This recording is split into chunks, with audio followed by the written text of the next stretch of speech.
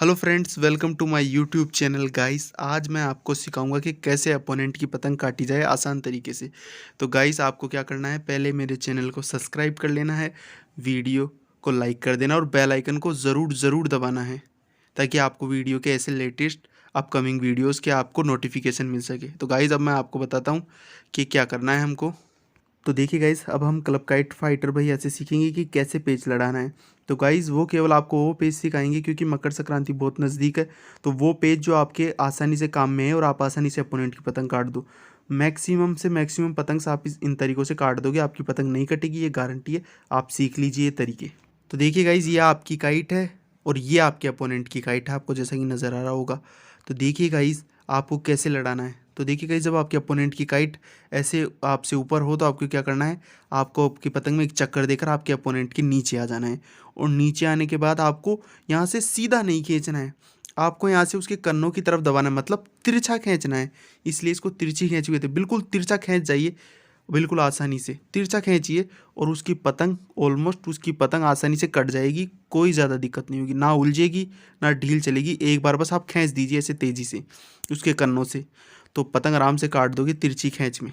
देखिए गाइस, अब आपका अपोनेंट भी आपके ऊपर यही दाव अप्लाई कर सकता है। वो अंदर घुसेगा और वो आपके कन्नों को दबाएगा, यूँ कन्नों को। तो आपकी पतंग क्या ना अमूमन कटेगी ही, चाहे आप ढील दो कुछ भी करो, आपकी पतंग ज़रूर कट जाएगी। तो आपको क्या करना है, आपको अपनी पतंग को ऐसे चक्कर देना है और आपको बिल्कुल यूँ दबाना है। आपको भी उसके कन्नों की तरफ दबाना है, तो आपको भी उसके कन्नों को दबाना है यूँ।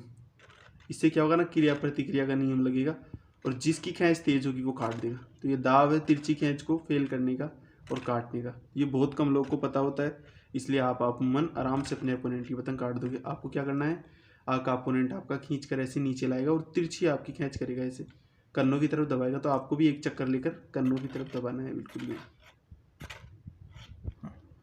तो देखिए गाइस, आपका अपोनेंट ऐसे लाएगा और ऐसे कन्नों की तरफ खींचेगा, तो आपको घुमाकर यूँ मारना है। पर जब आपकी खींच अपोनेंट से तेज़ हो, मतलब आपको लगता हो कि आपकी खींच तेज़ है, तो आप ज़रूर दबाइए कन्नों की तरफ उसके।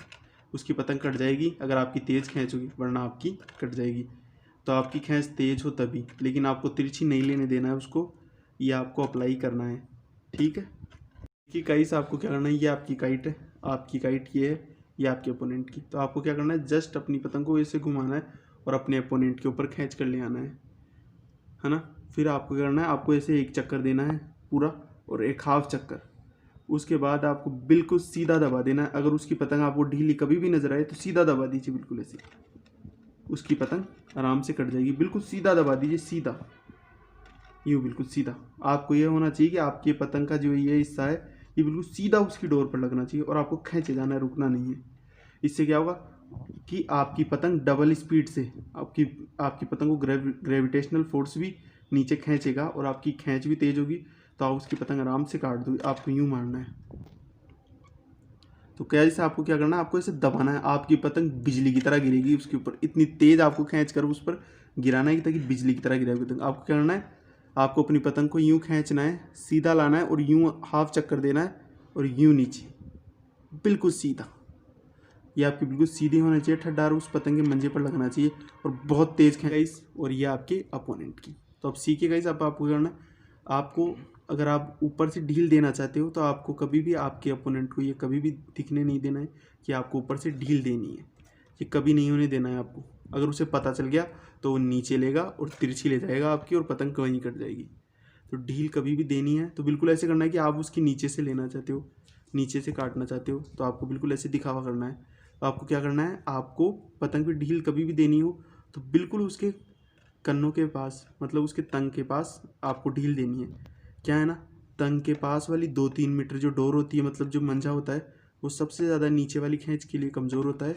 इसलिए हमेशा आपको ये चीज़ याद रखनी है।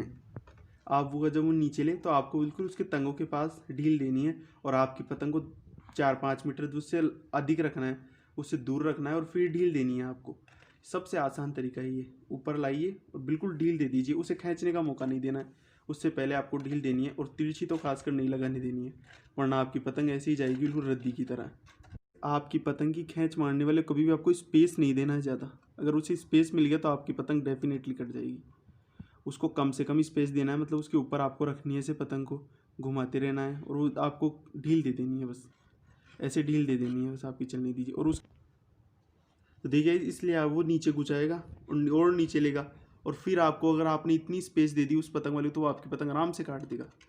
तो आपको क्या करना है, कम से कम स्पेस रखनी है उसकी पतंग। वो नीचे लेता है तो आप भी उसके साथ नीचे लो, अगर आप ऊपर से उसको ढील देना चाहते हो तो। और उसके जस्ट इसके कन्नों के पास ही आपको रखनी है पतंग, और आपकी पतंग 4-5 मीटर लंबी होनी चाहिए और ढील दे देनी है आपको, बिल्कुल ऐसे ही। तो उसकी पतंग कट जाएगी आराम से। यह आपकी पतंग है और यह आपके अपोनेंट की, ठीक है। तो देखिए गाइस, अगर आपको नीचे से लेनी है तो आपके अपोनेंट की पतंग ऊपर होनी चाहिए, और आपको जस्ट बहुत नीचे जाना है, फिर आपको घुमाने 1-2 चक्कर देने हैं नीचे, और फिर आपको बिल्कुल सीधा यूँ खींच जाना है, सीधा सीधा खींचना है, सीधा बिल्कुल। तो आपको बिल्कुल यूँ सीधा खींचना है, तिरछा नहीं जाना, सीधा। अगर आपकी डिस्टेंस बहुत ज़्यादा है आपके बीच में, और आपकी पतंग उसकी पतंग से हमेशा 7 से 8 मीटर लंबी होनी चाहिए, तभी आप बिल्कुल ये सीधा खींचे, वरना आप यूँ खींच जाए तो आपकी खींच धीमी भी होगी तो भी आप आराम से काट दोगे। तो देखिए गाइस, ये मैटर नहीं करता कि आपको उसको कौन सा पेच लड़ाना है आपके अपोनेंट को। आपको जो पेच बनाना है आप उन्हीं में लड़ाए। ज़्यादा पेच सीखने की कोई ज़रूरत नहीं है, सिर्फ वही सीखे जो आप अप्लाई करेंगे, और आप ट्राई कर सकते हो आसानी से। ये तिरछी वाला पेच यूँ ऊपर से, फिर एक यूँ, और फिर एक ये ढील वाला, ये 4 पेज आप सीख लोगे तो आप हमेशा पतंग काटते रहोगे। तो देखिए गाइस, आपको जो मैंने ये पेज बताए हैं वैसे ही आपको लड़ाना है। और देखिए गाइस, पेज लड़ाना इस पे मैटर करता है कि अब मंजा कैसा है आपका। अगर मंजा आपका अच्छे से घिसा हुआ है, उस पर अच्छी धार है, तो मकर संक्रांति में सर्दियों में आप अच्छे से लड़ा सकते हो। और मंजा हमेशा ज़्यादा धार वाला होना चाहिए सर्दियों में।